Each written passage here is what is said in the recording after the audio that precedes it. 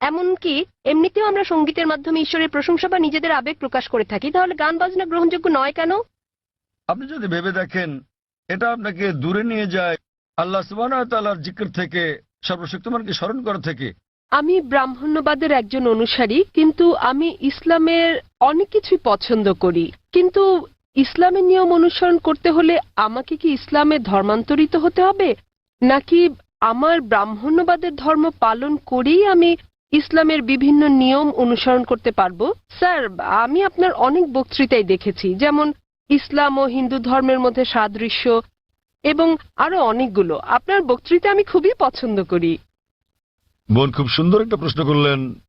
তিনি বললেন যে তিনি ব্রাহ্মণিজমের একজন একনিষ্ঠ অনুসারী, কিন্তু তিনি ইসলামের বিভিন্ন বিষয় পছন্দ করেন। তার প্রশ্ন হচ্ছে যে তিনি কি ইসলামের এই সব বিষয় অনুসরণ করতে পারেন এবং একই সাথে তারা ব্রাহ্মণিজম চর্চা করতে পারেন। তিনি আমার অনেক লেকচার দেখেছেন এবং অনেকটা পছন্দ করেন।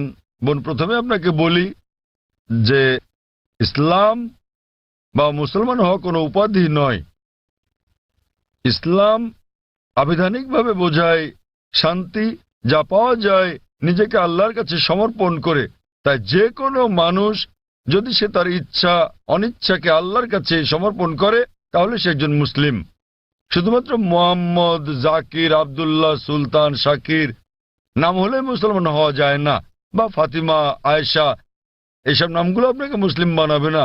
মুসলমান মানে যে তার ইচ্ছা অনিচ্ছাকে আল্লাহর কাছে সমর্পণ করে। তো প্রথমেই খুঁজে বের করতে হবে আপনাকে মহান আল্লাহর আদেশ কি।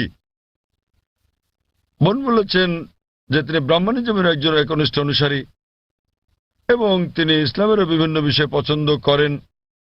আর তিনি আমার অনেক টেপ, অনেক বক্তৃতা দেখেছেন, যার মধ্যে ইসলাম ও হিন্দুইজমের সাদৃশ্য আছে। যদি এটা দেখে থাকেন তাহলে উত্তর দেওয়াটা আমার জন্য সহজ হবে, আপনার পক্ষে বোঝাটাও সুবিধা হবে। আপনি যদি দেখে থাকেন আমার হিন্দুইজম ইসলামের সাদৃশ্য নিয়ে বক্তৃতা, যেটা আমি বোধহয় প্রথম শান্তি সম্মেলন চেন্নাই দিয়েছিলাম, ইসলাম ও হিন্দু ধর্মের মধ্যে সাদৃশ্য। বোন, আপনি যদি ভেবে দেখেন, এমনকি যদি হিন্দু ধর্মের বইগুলোও পড়ে থাকেন, হিন্দু ধর্মগ্রন্থগুলো বলে যে নিজের ইচ্ছাকে ঈশ্বরের কাছে সমর্পণ করবেন। কিন্তু আমি যেটা বললাম যে সময়ের সাথে সাথে পূর্বের সকল ধর্মগ্রন্থ আগের মতো অবিকৃত অবস্থায় নেই। সেগুলো বিকৃতি এসেছে, জালিয়াতি হয়েছে, দুর্নীতি ঘটেছে। বেশিরভাগ পণ্ডিতগণই এই ধর্মগুলোর বিষয়ে, হোক সেটা হিন্দুইজম অথবা হোক খ্রিস্টানিজম অথবা ইহুদি ধর্ম, তারা একমত যে তাদের ধর্মগ্রন্থগুলো অবিকৃত রূপে সংরক্ষিত নেই।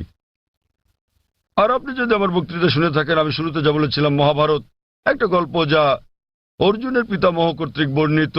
এতে আছে ৮,০০০ শ্লোক। এরপর সময়ের সাথে সাথে পরিবর্তিত হতে হতে এতে চলে এলো ২৪,০০০ শ্লোক। এখন এর মধ্যে আছে ১,০০,০০০-এরও বেশি, ১,০০,০০০-এর বেশি শ্লোক। এটি কার কথা? মহাভারতের পণ্ডিতগণের।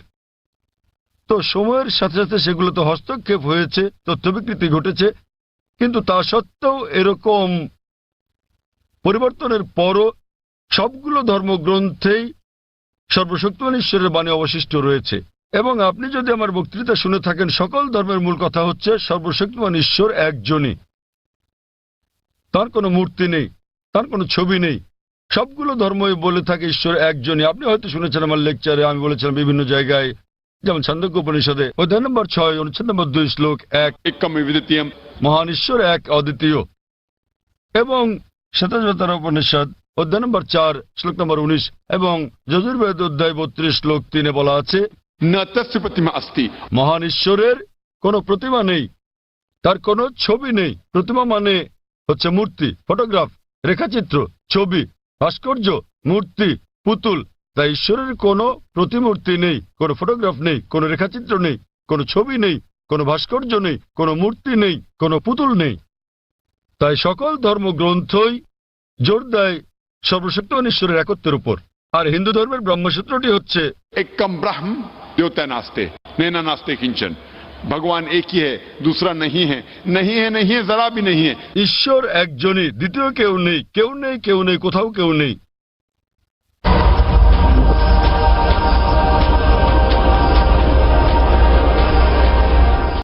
এবার আসি মূল প্রশ্নে, যা হলো একজন কট্টর ব্রাহ্মণ হয়েও আপনি ইসলামের শিক্ষা অনুসরণ করতে পারবেন কিনা। বোন, একজন সাধারণ ব্রাহ্মণের পক্ষে মুসলিম হওয়ার চেষ্টা করাটা কঠিন, কিন্তু যদি কঠোর ব্রাহ্মণ হয়ে থাকেন, বেদকে কঠোরভাবে মেনে চলেন, তাহলে আপনার ইচ্ছা অনিচ্ছা ঈশ্বরের কাছে সমর্পণ করতেই হবে।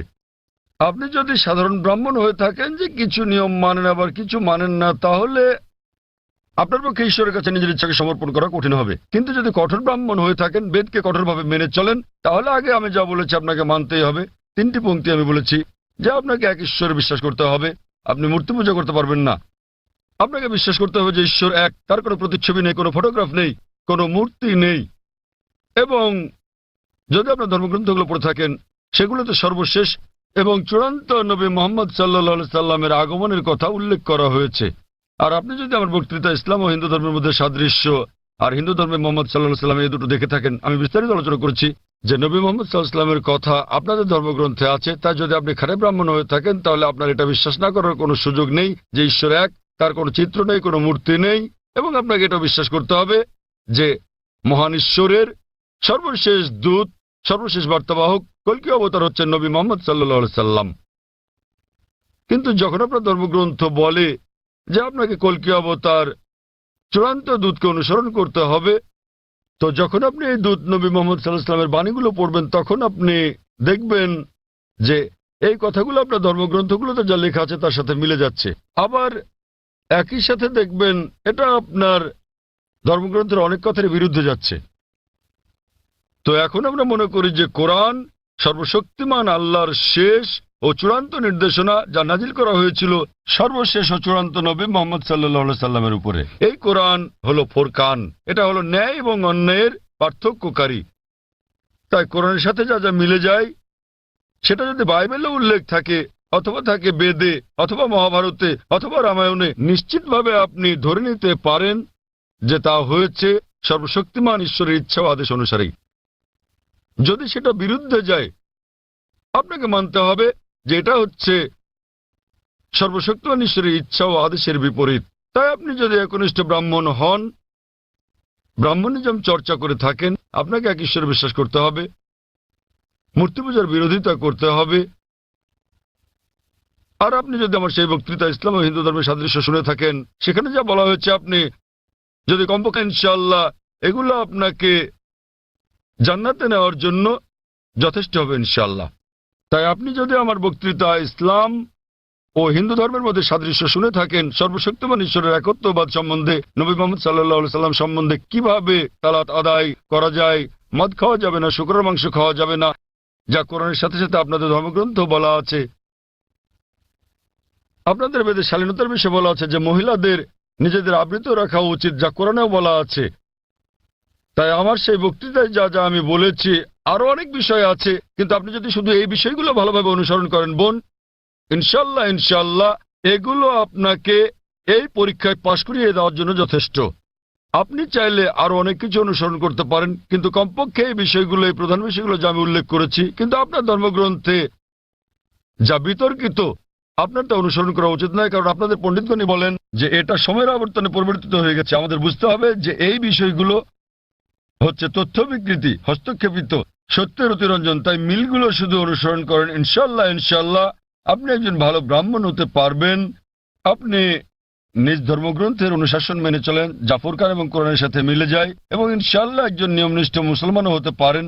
তো আশা করি ইনশাল্লাহ যে সর্বশক্তিমান আল্লাহ আপনাকে হৃদায়ত দান করুন। বোন, আপনি কি বিশ্বাস করেন ইসলাম ও হিন্দু ধর্মের সাদৃশ্য নিয়ে আমি আলোচনায় যে কথাগুলো বলেছিলাম? হ্যাঁ স্যার, পুরোপুরি। বোন, আমার লেকচারের কথাগুলোর সঙ্গে আপনি একমত? জি স্যার। আপনি কি নিয়মগুলো মানতে রাজি আছেন? হ্যাঁ হ্যাঁ, রাজি আছি। তাহলে আপনি যেহেতু এগুলো মানতে রাজি আছেন, আমি যা বলেছি, সুতরাং আপনি প্রকৃতই নিজের ইচ্ছা অনিচ্ছাকে আল্লাহর কাছে সমর্পণ করলেন। আরবিতে আপনি বলতে পারেন মুসলমান, বাংলায় বলতে পারেন আল্লাহর কাছে নিজের ইচ্ছাকে সমর্পণকারী। তো যদি একমত হন যে ধর্মগ্রন্থগুলোতে বলা আছে এক ঈশ্বরের উপাসনা করতে হবে, তিনি ছাড়া আর উপাস্য নেই, মূর্তি পূজা করা অন্যায়, আপনি যদি সর্বশেষ ও চূড়ান্ত নবী কল্কি অবতার মুহাম্মদ সাল্লাল্লাহু আলাইহি সাল্লাম এবং তার শিক্ষার উপর বিশ্বাস রাখেন, তাহলে আমার মতে, আমি যদি আরবিতে বলি, আমাকে বলতে হবে যে আপনি ইসলাম ধর্ম পালন করছেন এবং আপনি একজন মুসলিম। বোন, আপনি কি একমত আছেন? জি স্যার, একমত। তাহলে আপনি কি জনসমক্ষে বলতে পারবেন যে আরবি নিয়মে আপনি একজন মুসলিম? বোন, আপনি কি আরবি নিয়মে ঘোষণা দিতে পারবেন এটা? যেহেতু আপনি মেনে নিয়েছেন একজন ঈশ্বর এবং নবী মোহাম্মদ সাল্লাল্লাহু আলাইহি সাল্লাম সর্বশেষ চূড়ান্ত নবী, তো আপনি কি ঘোষণা দিতে পারবেন যে আপনি একজন মুসলিম?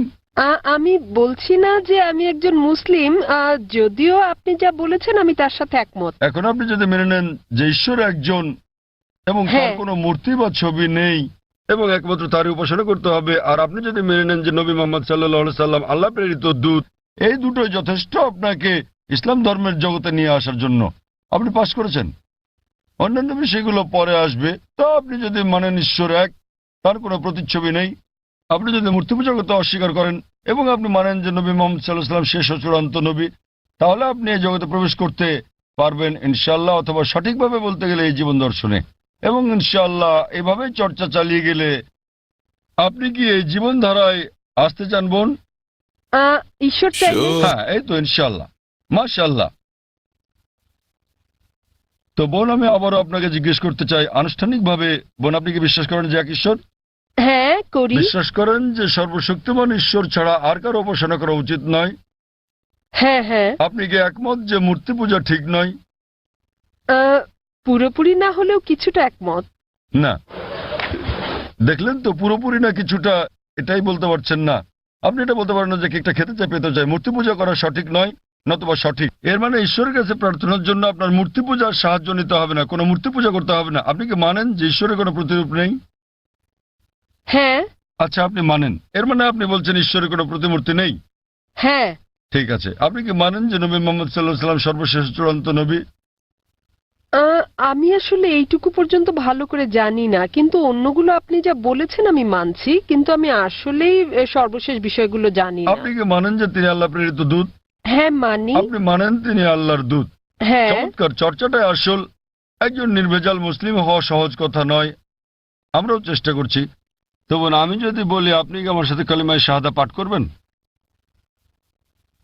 আপনি কি শাহাদাত পাঠ করবেন, যা আসলে আরবিতে একটা ঘোষণা, ওই একই কথা যা আমি বলেছি যে আল্লাহ ছাড়া কোনো প্রভু নেই আর নবী মোহাম্মদ সাল্লাল্লাহু আলাইহি সাল্লাম তার দূত? আরবিতে এটা বলতে চান?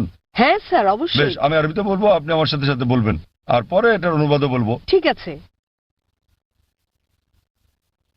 अशहदु अशहदु अल्लाह अल्लाह इलाहा इलाहा इल्लल्लाह इल्लल्लाह व अशहदु व अशहदु अन्ना अन्ना मुहम्मदन मुहम्मदन अब्दुहु अब्दुहु व रसूलुहु। व रसूलुहु। আমি সাক্ষ্য দিচ্ছি আমি সাক্ষ্য দিচ্ছি যে যে কোনো উপাস্য নেই কোনো উপাস্য নেই আল্লাহ ছাড়া, আল্লাহ ছাড়া, আর আমি সাক্ষ্য দিচ্ছি আর আমি সাক্ষ্য দিচ্ছি যে নবী মোহাম্মদ সাল্লাল্লাহু আলাইহি যে সাল্লাম নবী মোহাম্মদ সাল্লাল্লাহু আলাইহি হলেন সাল্লাম হলেন আল্লাহর আল্লাহর বান্দা এবং রাসূল। বান্দা এবং রাসূল। মাশাআল্লাহ বোন, ধন্যবাদ। এখন আপনি একজন মুসলিম এবং আমি প্রার্থনা করছি যেন আল্লাহ সুবহানাহু ওয়া তাআলা আপনাকে পথ প্রদর্শন করেন। আর আমি চাই যে ইনশাআল্লাহ সকল ভাই বোনেরা যখনই কেউ ইসলাম গ্রহণ করবেন, আপনারা তাকে জ্ঞানের দিক থেকে সাহায্য করবেন, এভাবেই আপনারা সমাজ সেবা করতে পারেন। বোন, আপনার কাছে একটা অনুরোধ আমার, যে ইনশাআল্লাহ আপনি কোরআন অনুবাদ সহ পড়বেন, এমনকি যদি আগেও পড়ে থাকেন তবুও, এবং নির্দেশনাগুলো মেনে চলবেন, এবং ইনশাআল্লাহ আপনি তখন আল্লাহর কাছে নিজের ইচ্ছা সমর্পণকারী একজন নিষ্ঠাবান মানুষ হতে পারবেন। আর আমাদের জন্য দোয়া করবেন বোন।